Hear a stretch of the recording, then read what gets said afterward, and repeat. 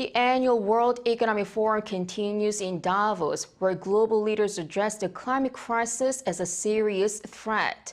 The UN Secretary General called for a fossil fuel phase-out and a just and equitable transition to renewable energy. Eun-jin reports.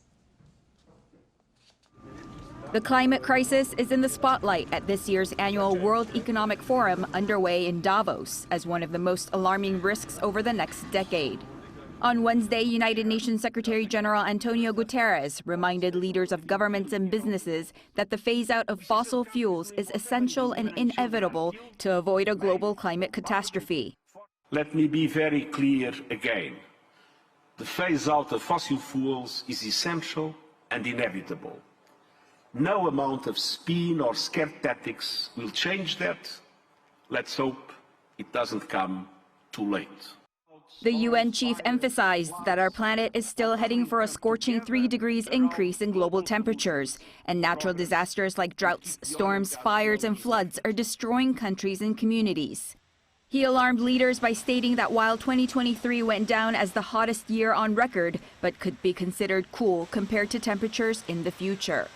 The EU's Copernicus Climate Change Service revealed just last week that 2023 had been the hottest year on record, with major implications for keeping global warming below 1.5 degrees Celsius.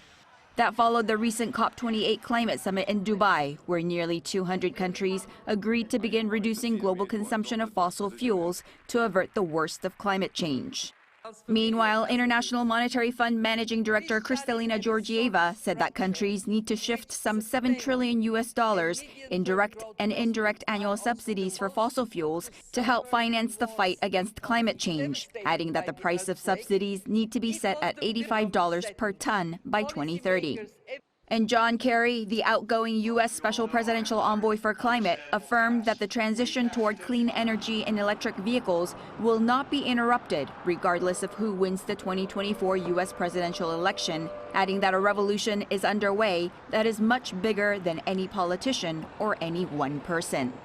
Eun-jin, Arirang News.